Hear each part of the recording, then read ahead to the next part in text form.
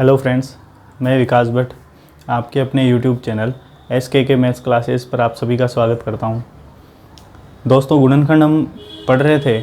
Continue कई session गुणनखंड के हम कवर कर चुके हैं और काफ़ी कुछ चीज़ें हमें सीखने को मिली होगी निश्चित रूप से। आज का जो सेशन है दोस्तों, वो गुणनखंड का आखिरी सेशन है, जो कि काफ़ी इम्पोर्टेंट सेशन माना जाता है। सर्व समीक्षा के बाद में अगर हम इम्पोर्टेंट सेशन किसी को कह सकते हैं तो ये इम्पोर्टेंट है दोस्तों।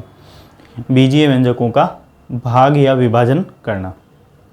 तो बीजीय व्यंजकों का भाग या विभाजन जो करना है वो किस तरीके से किया जाता है वो हम आज के सेशन में देखने वाले हैं।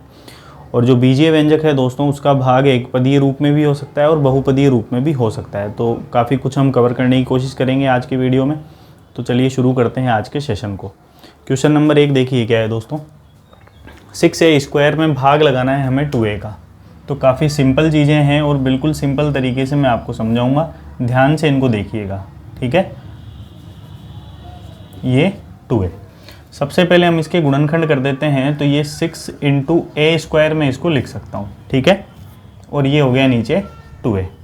ज़्यादा इसको टुकड़े करने की हमें ज़रूरत नहीं है, क्योंकि इतना तो हम समझ चुके हैं दोस्तों। इतना छोटी क्लास में भी हम नहीं हैं, काफ़ी कुछ चीज़ें पढ़कर आए हैं, तो थोड़ा बहुत तो आपको आता होगा पहले से या समझते होंगे। तो देखिए, इसमें मैं 2a को क्या लिख देता हूँ, 2 × a लिख देता हूँ। 2 से ये कट गया दोस्तों 3 बार। और यहाँ आप देख पा रहे हैं कि यहाँ a का स्क्वायर है, मतलब a 2 बार है। तो a 1 बार कट जाएगा और 1 बार बच जाएगा। समझ गए होंगे आप। यानी a² है मतलब a × a है, नीचे a है तो a से a कट जाएगा, 1 बार a बच जाएगा। तो मेरे हिसाब से शायद मेरे को ऐसे लिखने की ज़रूरत नहीं है कि a² को मैं a × a लिखूँ, a⁵ को मैं 5 बार लिखूँ गुणा के रूप में। इतना तो आप समझते हैं, ठीक है। तो आप समझ जाइएगा कि यहाँ a 1 बार है, यहाँ 2 बार है, तो 1 बार कटने पर 1 बार बच जाएगा, ठीक है। तो क्या क्या बच रहा है दोस्तों, तो ऊपर तो बच गया 3a और नीचे कुछ भी नहीं बचा। तो इसका जो आंसर है वो क्या आ जाएगा दोस्तों, 3 है। तो काफ़ी सिंपल सा क्वेश्चन है, लेकिन थोड़ा बहुत ध्यान हमें रखना पड़ेगा। देखिए आगे, -20 a⁴ भाग है 10a² का भाग हमें लगाना है। देखिए आगे, तो -20 a⁴ बटे हुए 10a², ठीक है। थोड़ा सा ध्यान दीजिए यहाँ पे, यहीं से स्क्रॉल कर देते हैं। -20 a⁴ में भाग लगाना है हमें 10a² का। गुणनखंड के रूप में अगर मैं इसको लिखूंगा तो क्या लिख सकता हूँ, -20 × a⁴ और नीचे क्या हो जाएगा दोस्तों, 10 × a⁴। यानी मैंने संख्याओं को अलग कर दिया और बीजीय व्यंजक को अलग कर दिया। क्या हो जाएगा देखिए, 10 से ये कट गया 2 बार और a² से a4 कट जाएगा, लेकिन a² बच जाएगा। भाई सीधी सी बात है, a यहाँ 2 बार है और यहाँ 4 बार है, तो काटेंगे तो 2 बार कट जाएगा और 2 बार बच जाएगा, यानी a² वहाँ बचेगा। तो क्या पद बच रहा है दोस्तों, -2a²। ये इसका आंसर होगा। तो काफ़ी सिंपल से क्वेश्चन है, लेकिन समझ में आना बहुत ज़रूरी है। आगे ध्यान देते हैं। 14a² b² c² भाग की जगह मैं लिख देता हूँ बटे हुए 28abc। देखिए आगे, गुणनखंड में अगर मैं इसको लिखूंगा तो मैं संख्या अलग कर देता हूँ। 14 × a² × b² × c², यानी सभी को आपको गुणा के रूप में लिखना है। नीचे क्या हो जाएगा देखिए, 28 × a × b × c। तो सभी को हमने गुणनखंड के रूप में लिख दिया है। तो यहाँ देख पा रहे हैं 14 से ये कट जाएगा कितनी बार दोस्तों, 2 बार। a से कट गया a² और यहाँ a बच गया, ठीक है। b से कट गया b², लेकिन b बच गया, क्योंकि b यहाँ 1 बार है, यहाँ 2 बार है, तो 1 बार तो बचेगा। c से c² कट गया और यहाँ क्या बच गया दोस्तों, c बच गया। यानी ऊपर तो बच रहा है a × b × c और नीचे क्या बच रहा है, केवल 2। यानी आंसर हो जाएगा abc बटे हुए 2। यानी a, b और c को गुणा करेंगे, क्या आ जाएगा, abc आ जाएगा। तो इसका जो आंसर होगा दोस्तों वो क्या होगा, abc/2। तो ये इसका आंसर होगा। तो काफ़ी सिंपल से क्वेश्चन है और सिंपल तभी लगेंगे जब हम इनको अच्छी तरीके से समझेंगे। तो आप इसको नोट कर लीजिए दोस्तों, तीनों प्रश्नों को। फिर आगे कुछ क्वेश्चनों की चर्चा हम जरूर करेंगे।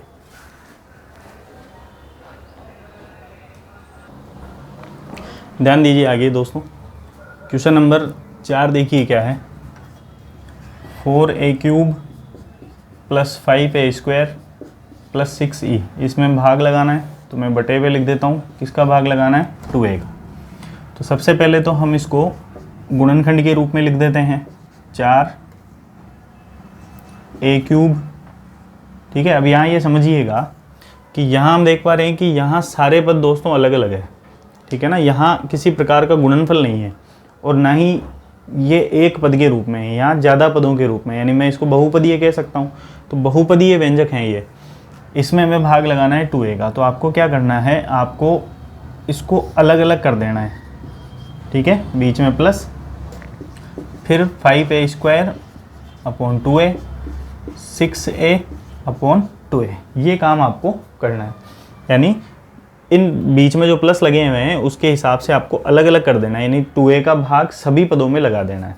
2a का भाग सभी पदों में लगाना है। गुणनखंड में इसके कर देता हूँ, 4 × a³ / 2a, 2a को भी मैं टुकड़े में लिख देता हूँ, 2 × a, ये इसके टुकड़े हो जाएंगे।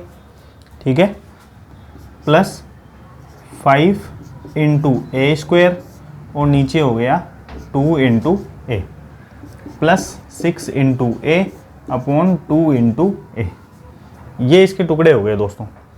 अब इसको हल करेंगे तो 2 से ये कट गया 4, कितनी बार दोस्तों? 2 बार। a 1 बार है, यहाँ 3 बार है तो 2 बार बच जाएगा। 2 से 5 नहीं कटेगा, a से a² कटेगा लेकिन a बच जाएगा। 2 से 6 कट जाएगा 3 बार में और a से a कट जाएगा। ठीक है, तो क्या क्या बच रहा है दोस्तों? ऊपर तो क्या बच गया? ऊपर यहाँ बच गया 2 × a², नीचे कुछ भी नहीं बच रहा है, प्लस यहाँ बच गया 5/2 और a भी है साथ में। ठीक है, प्लस यहाँ बच गया केवल 3। तो इसको क्या लिख सकते हैं दोस्तों? इसको हम लिख सकते हैं 2a², ठीक है, प्लस 5a/2 और प्लस 3। ये इसका आंसर होना चाहिए। ठीक है ना, आंसर मैं एक बार कंफर्म कर लेता हूँ।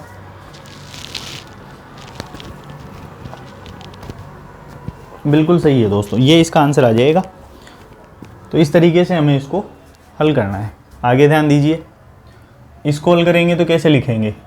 a³ b�6 minus a�6 b³। इसमें हमें भाग लगाना है a³ b³ का। ठीक है दोस्तों, तो किस तरीके से हल करेंगे ध्यान दीजिए।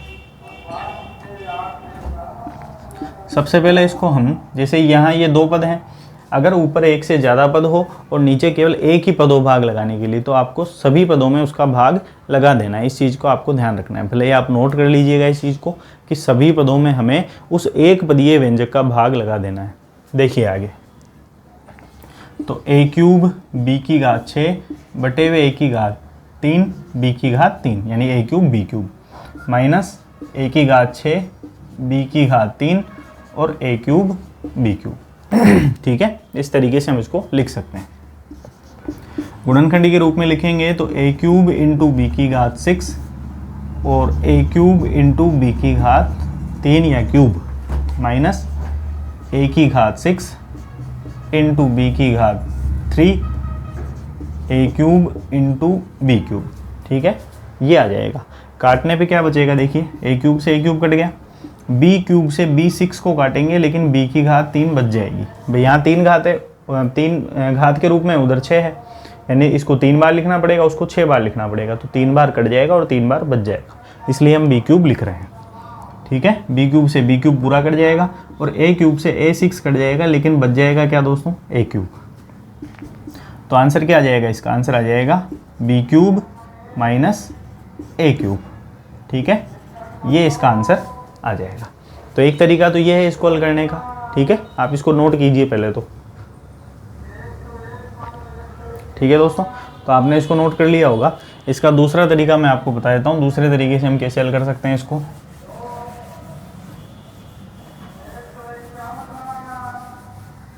ठीक है, देखिए आगे, तो ए क्यूब बी सिक्स माइनस ए सिक्स बी क्यूब अपॉन ए क्यूब बी क्यूब। ठीक है, आगे क्या लिखेंगे देखिए, यहाँ से हम देखिए इसमें इन दोनों पदों में हम कॉमन ले सकते हैं। तो कॉमन क्या आ जाएगा, ए क्यूब यहाँ भी है और ए की घात 6 है यहाँ पे, तो ए क्यूब हम कॉमन ले सकते हैं। यहाँ बी की घात 6 है, यहाँ बी की घात 3 है, तो बी की घात 3 तो कॉमन ले ही सकते हैं। अंदर क्या बचेगा देखिए, अंदर बच जाएगा ए क्यूब बाहर निकल चुका है, बी की घात 3 बाहर निकल गई बी की घात 6 में से, तो अंदर क्या बच गई दोस्तों, बी की घात 3 माइनस यहाँ ए की घात 6 में से ए की घात 3 बार आ गई, तो क्या बच गई ए की घात 3 और बी की घात 3 पूरी बार है। तो जो कॉमन लिया है उसका भाग लगा के बचे हुए पद को ब्रैकेट में लिख देंगे, तो ये पद बच जाएगा। और नीचे क्या आ जाएगा, ए क्यूब बी क्यूब, ए क्यूब से ए क्यूब कट जाएगा, बी क्यूब से बी क्यूब कट जाएगा, तो आंसर क्या आ जाएगा, बी क्यूब माइनस ए क्यूब। ठीक है, इस तरीके से भी आप इसको हल कर सकते हैं। यहाँ भी दोस्तों जो कॉमन आ रहा है उसके हिसाब से आप हल कर सकते हैं इसको। तो दोस्तों इसी तरीके से इसको भी हल किया जा सकता है। जैसे यहाँ भी अगर हम कॉमन लेके हल करें तो क्या आ सकता है देखिए, यहाँ हम देख पा रहे हैं कि 4, 5 और 6, तो संख्या में तो कुछ भी कॉमन नहीं है, लेकिन इनमें कॉमन आ सकता है। तो यहाँ हम देख रहे हैं ए कॉमन है, इसमें क्या कॉमन है, ए। तो ए कॉमन लेने पे क्या बचा, अंदर बच गया 4a² प्लस 5a प्लस 6। ठीक है, नीचे आ जाएगा 2a, ए से ए कट जाएगा और क्या बच जाएगा 4a² प्लस 5a प्लस 6/2। तीनों में आप अलग अलग भाग लगा दीजिए, 4a²/2, 5a/2 और 6/2।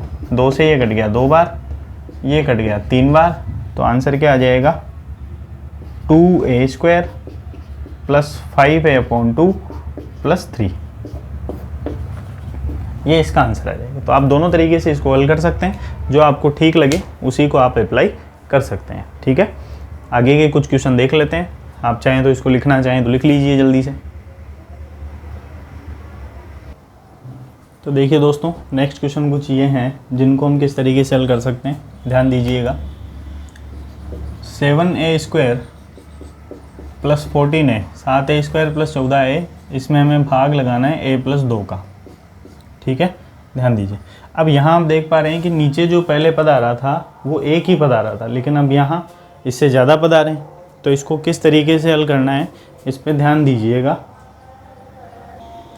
ध्यान दीजिए दोस्तों, तो यहाँ आप देख पा रहे हैं कि जो नीचे जो पद है ये एक पद में नहीं है, 2 पदों के रूप में है।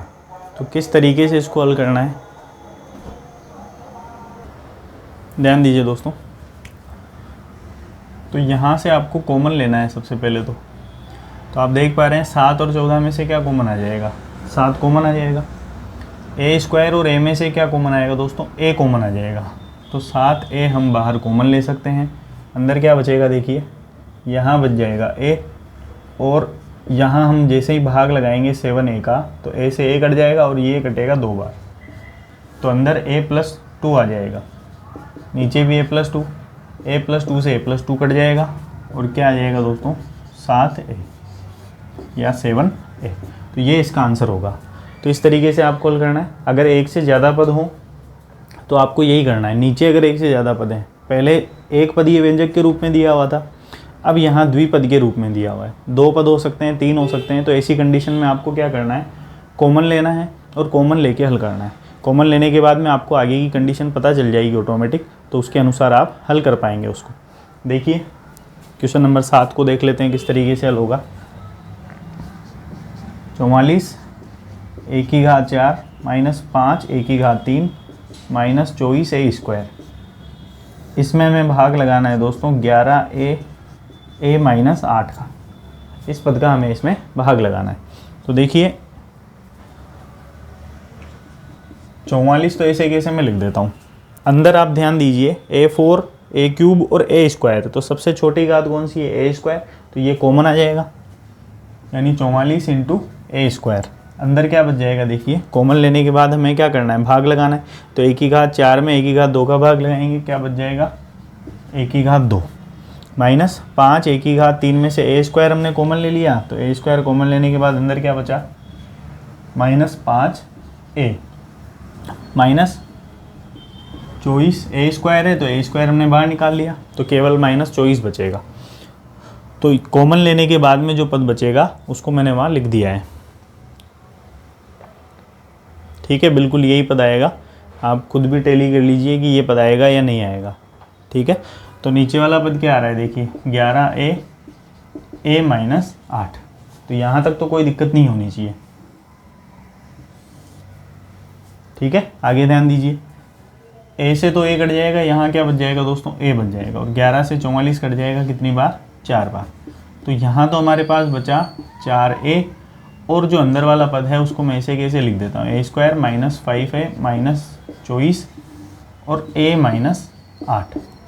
ठीक है, आपको ये जो अंदर वाला पद है ये दिखाई दे रहा होगा कि ये द्विपद व्यंजक के रूप में, द्विपद व्यंजक नहीं सॉरी, द्विघात बहुपद के रूप में। तो द्विघात बहुपद के रूप में ये है, और द्विघात बहुपद के रूप में होने पर हम किस तरीके से हल करते हैं, हम उसके गुणनखंड लेकर हल करते हैं। तो हमें इसको हल करना पड़ेगा, तभी आंसर हमें मिल सकता है। तो देखिए 4 ऐसा कैसा, गुणा करने पे क्या हो जाएगा, देखिए गुणा करने पे हो जाएगा a स्क्वायर इंटू -24 यानी -24 a स्क्वायर। ठीक है, जोड़ने या घटाने पर क्या हो जाएगा, -5a। तो इसके टुकड़े क्या आ जाएंगे, देखिए टुकड़े क्या आएंगे, 24 के टुकड़े करने पड़ेंगे, जिसको गुणा करने पे तो 24 आए और जोड़ने घटाने पे 5 आए। तो 8 और 3 आ सकता है, 8 में 3 से गुणा करेंगे 24 हो जाएगा, और घटाने पे 5 हो जाएगा। ठीक है, तो टुकड़े में पता चल गए हैं, 8 है और 3 है। ठीक है, चूंकि गुणा करने पर क्या आ रहा है, माइनस आ रहा है, तो एक संख्या प्लस में होगी, दूसरी माइनस में होगी, और यहाँ पे माइनस आ रहा है जोड़ने घटाने पे, तो हमें बड़ी संख्या माइनस में रखनी पड़ेगी और छोटी संख्या ऑटोमेटिक किस में हो जाएगी, प्लस में।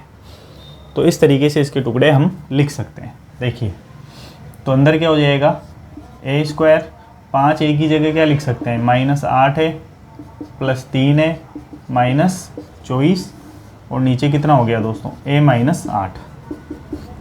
4 ऐसा कैसा, कॉमन लेंगे, तो इन दोनों में कॉमन क्या आ रहा है, इन दोनों में कॉमन आ रहा है a, तो अंदर क्या बच जाएगा, a माइनस 8 प्लस आगे क्या कॉमन है दोस्तों, 3 कॉमन है, तो अंदर क्या बच जाएगा, a माइनस 8 और नीचे a माइनस 8 ऐसा कैसे। ठीक है, यहाँ तक तो ये हो गया 4a, और इनके गुणनखंड क्या बनेंगे, एक तो बनेगा a माइनस 8, दोनों 2 बार है, यहाँ बाहर एक ही बार लिखेंगे, और एक बनेगा बाहर वाले जोड़े से यानी a प्लस 3। तो बाहर वाली संख्या का एक गुणनखंड बन जाएगा और अंदर वाली संख्या का एक बन जाएगा। यहाँ आ गया नीचे a माइनस 8, a माइनस 8 से a माइनस 8 कट जाएगा, और क्या बच जाएगा दोस्तों, 4a a प्लस 3। तो ये इसका आंसर आ जाएगा। आंसर में एक बार टैली कर लेता हूँ।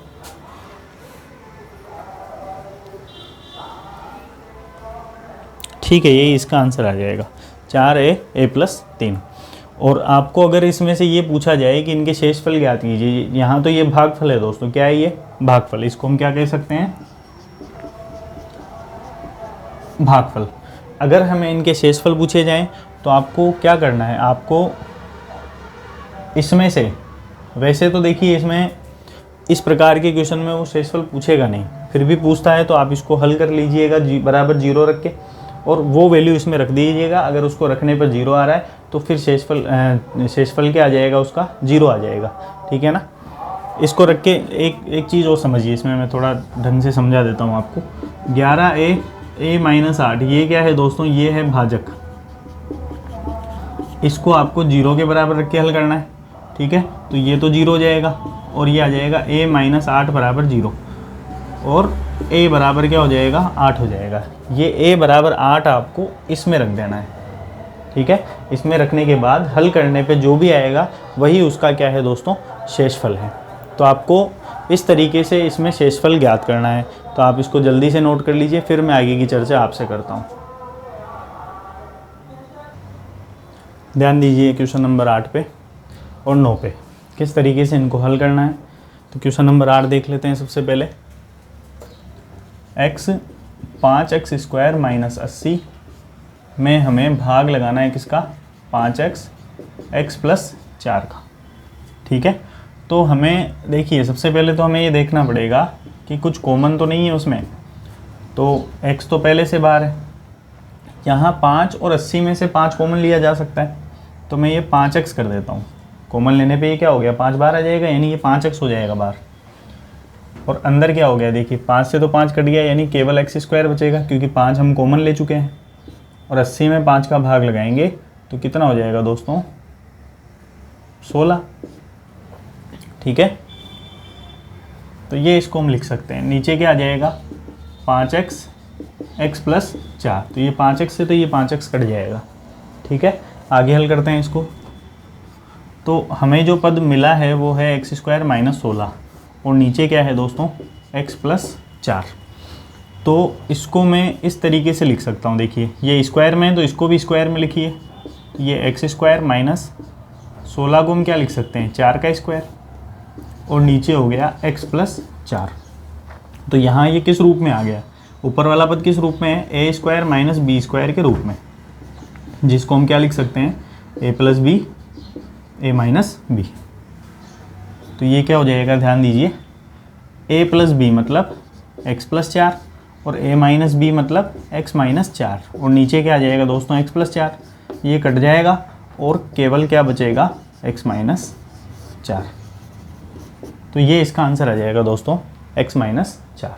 तो इस तरीके से हल करना है। काफ़ी सिंपल क्वेश्चन है, लेकिन एक बार समझ में आने ज़रूरी है कि किस तरीके से हल किया जाता है। क्वेश्चन नंबर 9, जो कि आज के सेशन का आखिरी क्वेश्चन है, और भाग विधि से हम किस तरीके से बीजीय व्यंजकों को हल करते हैं, लगभग आपको इन क्वेश्चनों से समझ में आ गया होगा। फिर भी आप और अच्छे से ज़्यादा प्रैक्टिस कीजिए। मैं ये नहीं कहूँगा कि आप इन्हीं क्वेश्चनों पर निर्भर रहिए, इन क्वेश्चनों से आप तरीका समझ सकते हैं कि किस तरीके से हमें हल करना है। ज़्यादा से ज़्यादा क्वेश्चन हल कीजिए ताकि आपका कॉन्फिडेंस बढ़े और भी नए टाइप के क्वेश्चन हमें देखने को मिले। तो क्वेश्चन देखो, गणित जो है वो प्रैक्टिस पे ज़्यादा डिपेंड करेगी। आप ज़्यादा से ज़्यादा क्वेश्चन निकालिए, ऑटोमेटिक आपका कॉन्फिडेंस बढ़ेगा। मैं आपको केवल उनके तरीके बता सकता हूँ कि इस टाइप के क्वेश्चन पूछे जा सकते हैं, और भी आप ज़्यादा से ज़्यादा क्वेश्चन कीजिए। मैं कभी नहीं कहूँगा कि आप क्वेश्चन कम कीजिए और इन्हीं क्वेश्चनों पर निर्भर रहिए, नहीं, इन क्वेश्चनों को तो करना ही है, इनके आधार पर फिर आगे हल करने की कोशिश कीजिए। ठीक है दोस्तों, तो आप इसको नोट कर लीजिए, क्योंकि ये बड़ा क्वेश्चन है, इसमें थोड़ी जगह ज़्यादा चाहिए। जल्दी से इसको नोट कर लीजिए। ठीक है, तो क्वेश्चन नंबर 8 आपने नोट कर लिया होगा। क्वेश्चन नंबर 9 में आपको बता देता हूँ किस तरीके से हल करना है।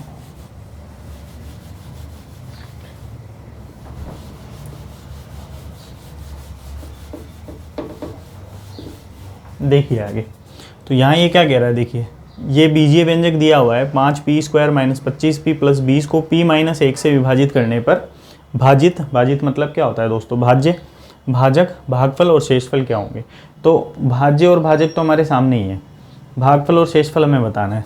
भाजित तो यही हो जाएगा, भाज्य जिसमें हम भाग लगा रहे हैं, और किसका भाग लगा रहे हैं, p - 1 का, तो ये इसका भाजक हो जाएगा। भाग लगाने पर हमें भागफल और शेषफल दोनों मिल जाएगा। देखिए आगे, तो इस टाइप की क्वेश्चन को आप ज़्यादा बेटर रहेगा कि आप भाग लगाकर हल करें, और भाग विधि में आपको समझा चुका हूँ, तो उसको समझाने की तो मेरे हिसाब से ज़रूरत नहीं है।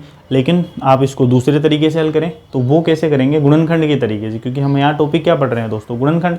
और भाग विधि में आपको बहुपद में समझा चुका हूँ, अगर आप भाग लगाकर हल करना चाहें तो आपको भागफल और शेषफल दोनों एक साथ मिल जाएंगे। और गुणनखंड से हल करना चाहते हैं तो कैसे करेंगे, देखिएगा।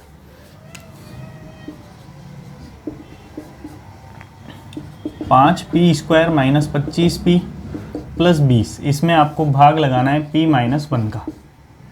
ठीक है, तो आपको सबसे पहले तो इसके गुणनखंड करने पड़ेंगे। तो गुणनखंड क्या हो जाएंगे, उसी पे हम चर्चा करते हैं। चाहे तो आप देखिए यहाँ 5 कॉमन है पूरे में, तो उसको कॉमन ले सकते हैं। ठीक है, इधर ही लिख देते हैं, या 5 कॉमन है तो अंदर क्या बच गया, p² - 5p + 4। पहला काम तो आपको ये करना है, अगर कॉमन है तो कॉमन ले लीजिए, नहीं है तो फिर डायरेक्ट हल कीजिए। ठीक है, देख लेते हैं आगे क्या हो सकता है। गुणा करने पे देखिए क्या हो जाएगा, p² × 4, यानी 4p² आना चाहिए गुणा करने पर। ठीक है, जोड़ने या घटाने पर आना चाहिए -5p। तो ऐसे टुकड़े हमें लेने हैं जिनको गुणा करने पे तो 4 आ जाए, और जोड़ने या घटाने पे क्या आ जाए दोस्तों, माइनस के 5 आ जाए तो क्या हो सकते हैं, तो वो हो सकते हैं दोस्तों 4 और 1, ठीक है ना। क्या हो जाएंगे 4 और 1, 4 को 1 से गुणा करेंगे 4 हो जाएगा और 4 में 1 जोड़ेंगे तो 5 हो जाएगा। व्यवस्थित करने की कोशिश करते हैं किस तरीके से हो सकता है। समीकरण P में है तो एक टुकड़ा हो गया 4P और दूसरा हो गया 1P मतलब P, ठीक है। बात करें चिन्ह की तो चिन्ह क्या हो सकता है, देखिए गुणा करने पे आ रहा है प्लस, और गुणा करने पे प्लस कब आता है, जब या तो दोनों संख्याएं प्लस में हो या दोनों संख्याएं माइनस में हो। लेकिन हम यहाँ देख पा रहे हैं जोड़ने या घटाने पर आ रहा है माइनस का 5P, और अगर हम दोनों को प्लस में रखेंगे तो माइनस 5P नहीं आ सकता, इसलिए दोनों पदों को किस में रखना पड़ेगा, माइनस में। यानी टुकड़े इसके हो गए -4P और -P। तो इनको यहाँ जमा देते हैं दोस्तों, ये 5P² -5P की जगह में क्या लिखना पड़ेगा, ये लिखना पड़ेगा -4P -P + 4 और नीचे P -1। तो यहाँ तक तो आपको समझ में आ गया होगा। ध्यान दीजिए आगे 5। अब यहाँ से हम कॉमन ले लेते हैं तो P² और 4P में से क्या कॉमन है दोस्तों, P कॉमन है। अंदर क्या बचेगा, अंदर बचेगा P -4, ठीक है। P कॉमन लेने पे अंदर क्या बचेगा, P -4। यहाँ हम देख पा रहे हैं P + 4 है तो दोनों में कुछ भी कॉमन नहीं है, कुछ भी कॉमन नहीं है तो हम 1 मान लेते हैं, ठीक है। और अंदर वाले पद को मैं ऐसा कैसा लिख देता हूँ, P -4। भाई आपको पता है एक कॉमन लेने पे P तो बचेगा ही, 4 भी बचेगा, बीच में कौन सा चिन्ह आएगा, तो इसके जैसा का जैसा चिन्ह आप यहाँ लगा दीजिए। मैं गुणनखंड में जब मैंने गुणनखंड समझाए थे आपको, द्विघात गुणनखंड या द्विघात बहुपद के गुणनखंड, तब मैंने आपको ये समझाया था कि इस पद को या कॉमन लेते हुए किस तरीके से हम हल करते हैं। तो यहाँ आपको ये तो डायरेक्ट लिख देना है, फिर क्या करना है, ये बीच वाला चिन्ह आपको कैसे लगाना है, देखिए पहला पद यहाँ प्लस में है, दूसरा पद माइनस में है, यहाँ पहला पद माइनस में है, दूसरा प्लस में, यानी विपरीत चिन्ह है, और विपरीत चिन्ह होने पर हम बीच में क्या लगाते हैं, माइनस लगाते हैं। आपको निश्चित रूप से समझ में आएगा। अगर समझ में नहीं आता है तो आप गुणनखंड वाला जो वीडियो है उसको देखिए, उसको देखने पर आप इस चीज़ को ऑटोमेटिक क्लियर कर पाएंगे कि मैं क्या बोलने की कोशिश कर रहा हूँ, ठीक है ना। तो आपको ये चीज़ तो डायरेक्ट लिख देनी है, और ये वाला जो चिन्ह है आपको इसके पदों के रूप में लगाना है। जैसे ये 2 पद हैं और ये 2 पद हैं, इन्हीं में से कॉमन लिया है हमने, तो पहला पद प्लस में है, दूसरा माइनस में है। इधर देखेंगे तो पहला माइनस में है, दूसरा प्लस में है, दूसरे जोड़े में। तो ये दोनों दोस्तों अलग अलग चिन्ह है। अलग अलग कैसे है, देखिए पहले नंबर पे प्लस है, इधर पहले नंबर पे माइनस है, तो विपरीत चिन्ह है। और विपरीत चिन्ह होने पर हम बीच में कौन सा चिन्ह लगाते हैं, माइनस, और समान चिन्ह होने पर बीच में प्लस लगा देते हैं। तो ये एक तरीका है जल्दी हल करने का, ताकि आप इसमें उलझे नहीं। नीचे क्या आ जाएगा दोस्तों, नीचे आ जाएगा P -1, ठीक है। यहाँ तक तो आगे ध्यान दीजिए,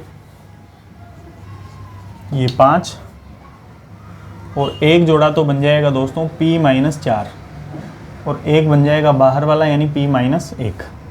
अंदर के नीचे की तरफ क्या बचेगा दोस्तों, P -1 बच जाएगा। P -1 से P -1 कट गया, और क्या बच गया 5 P -4 तो ये यहाँ बच जाएगा।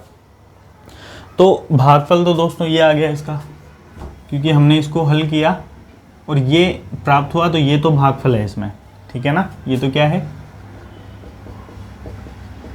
भागफल है। अब यहाँ इसने शेषफल भी पूछा है, तो शेषफल बताएंगे तो शेषफल किस तरीके से बता सकते हैं, शेषफल प्रमेय से।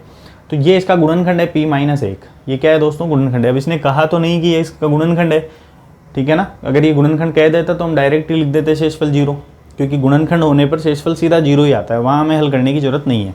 लेकिन यहाँ हल करना पड़ेगा, तो P -1 बराबर 0 रख के हम हल करेंगे तो P की वैल्यू तो क्या आ जाएगी दोस्तों, 1 आ जाएगी। मैं शॉर्ट में बता रहा हूँ, आप समझ जाइएगा।